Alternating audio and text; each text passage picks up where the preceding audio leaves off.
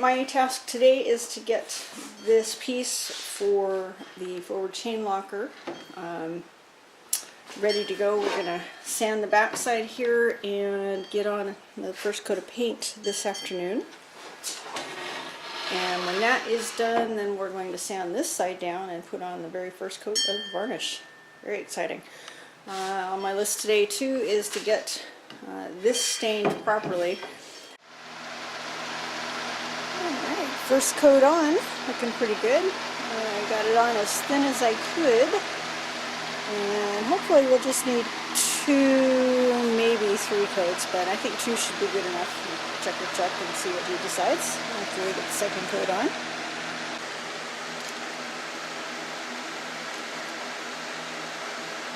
Alright, so we just flipped that over to have a look with the rail that I got stained today. That's looking this is really a piece pretty. of the solid sapele trim that Andy cut for us, and this is a C rail, and it's cut to match the same shape as our table. And now this particular piece isn't going together like this, but this is the way it would fit on a flat surface. Oh, that color's going to look really good. And again, this is the Okumi, and it has the 3 coats of penetrating resin. It's going to get varnished afterwards. And this is just stained sapele C-rail stock that Andy made up.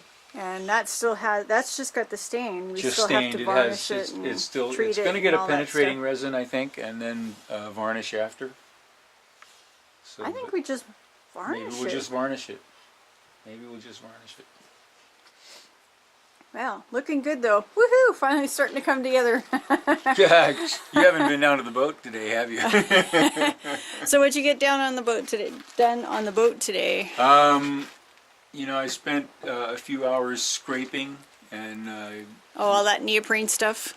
it's not that much. It's just a small stretch of, but it's like 1/4-inch thick neoprene glued to the fiberglass hull, and it was pretty hard to get off.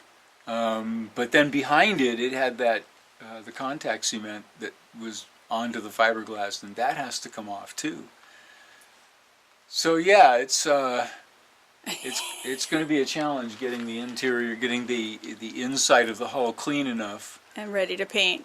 And you found out today that we need to redo that second bulkhead in the The second V-berth. bulkhead's got to come out. I had thought maybe we could skip that, but no, it's got to come out. But that's good. It gives us another chance.